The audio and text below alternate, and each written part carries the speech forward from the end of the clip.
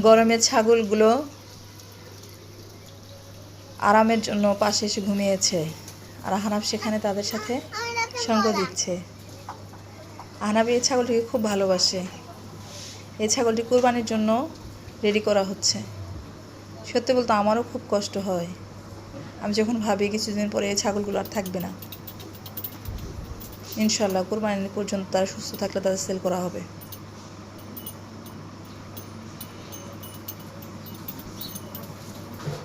দুইটা ছাগল আপাতত কোরবানির জন্য তৈরি করা হচ্ছে।